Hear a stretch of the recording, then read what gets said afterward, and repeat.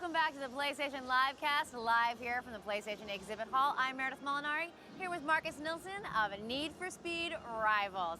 Now, right now, let's talk about a little bit about Need for Speed Rivals. I was a big fan of Hot Pursuit, and I know this one also includes a cop car, but it's a little bit different this time. Yeah, you could argue that it's actually quite a lot different from Hot Pursuit. Hot Pursuit was a very kind of bespoke, choose from a menu experience. Cop versus races, absolutely. Weapons, pursuit tech to take down your rivals. This time around, it's an open world, massive open world, lots to do. Play as either a cop or a racer. But the big difference from, I guess, Hot Pursuit in that regard is that they're very different. You play through racer in one way, and you play through cop in a totally different way. Now, just to give our audience live home, this is a live demo going on right now. It is indeed, yeah. It's live, what you were watching. Just like we are live, the demo is actually live right here. Exactly. This is obviously one of our racers. Exactly, and it's obviously a Ferrari. Yes, I know Ferrari's back. It's a Ferrari 12, what was it, Berlinetta? It's the Berlinetta, F12 Berlinetta. It's back in the game after 7 years not being in Need for Speed. Obviously, we're proud of that. And having a game about exotic cars and not having Ferrari is not really the perfect fit. So now they're back, and they're great to drive, and they obviously look great as well. Now, one of the things I was reading about is that the racers actually can have, they can get speed points. And then you can wager those speed points in the game to unlock different rewards. Can you talk a little bit about that? Yeah, I can do that and kind of correct the small mistakes in what you said there. Really, correct all my mistakes. What this is that it's a high-stake risk and reward scoring system, and it kind of goes back into that the cop and the racer are different. As a racer, you will go out in the world like this guy's doing now. You can see how he's collecting points. Right now he has 34,000 points, if you can see that at home. You can also see there's a number underneath that times 4. That means that every action he makes right now, he's making more and more points. It exponentially goes up actually, but to actually get those points, you need to go and bank them. And that's where that risk and reward comes in, right? Because the longer he stays out, the more points he's going to make. Right. But the cops are going to get more and more value from taking him down, and he's also more highlighted on the map to cops. So if the cops take him down now, he will lose all those 37,000 points right now, and the cop will take them. So it's a really cool, new, interesting scoring mechanic, which is kind of leaves you on the edge of your seat all the time, and really brings energy and excitement to the experience. Absolutely. All right, let's just watch for a minute and listen to some of the actual gameplay that's going on right here.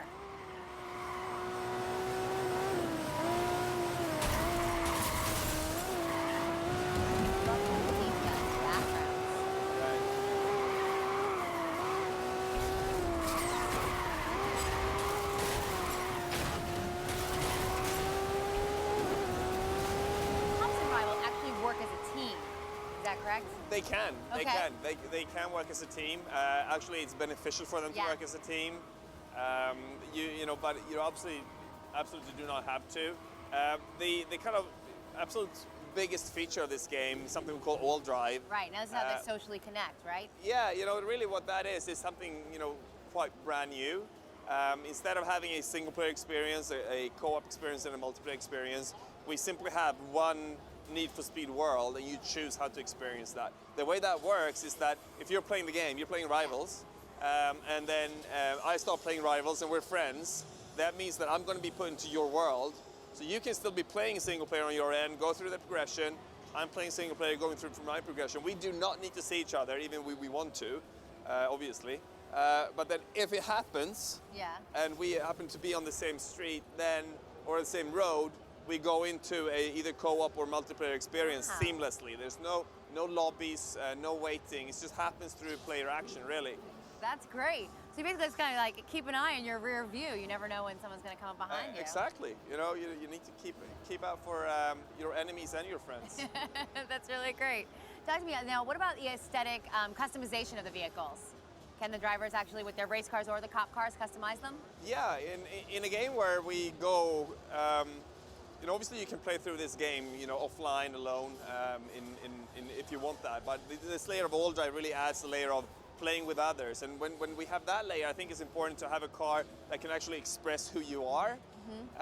So if I want to have, show my love and have a red car with some decals on, obviously I want to be able to do that. So you can change color, you have license plates, you have decals on the car, you can change the rims and change the color of the rims. Great. So it's really, we want to be able to kind of give you the tool set to personalize yourself in your car. Cool. Now we saw the little EMP come up before. You got shockwaves. Any other gadgets at their disposal? There will be a number of gadgets in this game, which will all kind of fit into the progression of the game. Okay. The EMP is one of them.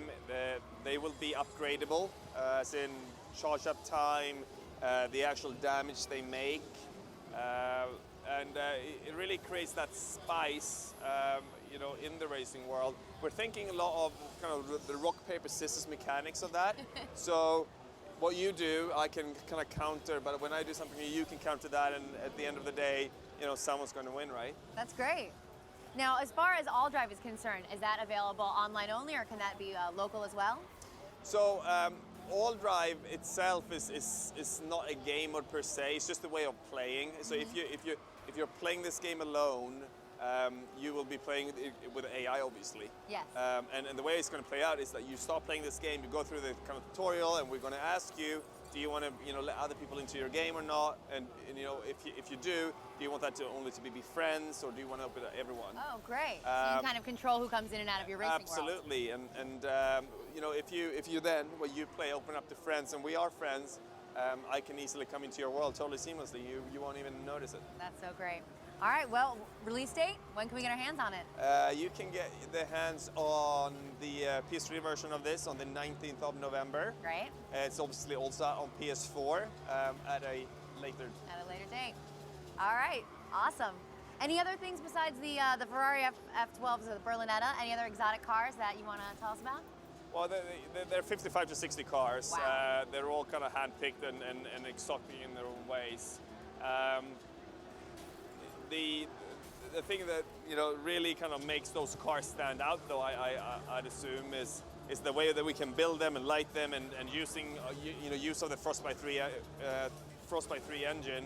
It is what's propelling Battlefield 4 as well, right? It's a very, very capable engine. It is quite, with some margin, probably the best looking Need for Speed game we've ever made. And we're obviously very intrigued of taking it on to the next generation. All right, well, thanks so much. I can't wait to drive one. Thanks for joining us. All right, guys, up next, we're going to take a look at Puppeteer.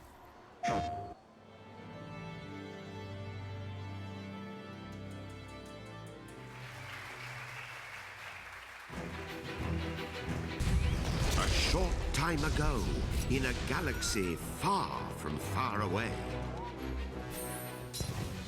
Prepare for an astonishing adventure, full of mystery, full of danger, and full of artistry. At stake were not just one boy's fate, but the fate of the whole moon, and the Earth, and the sun, and galaxy.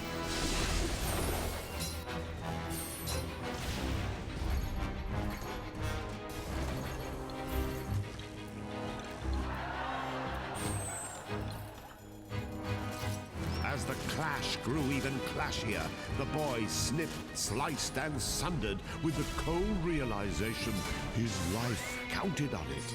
The flimsy soul of a selfish boy had become the adamantine soul of a hero. Couturier, may the forceps, scissors, be with you.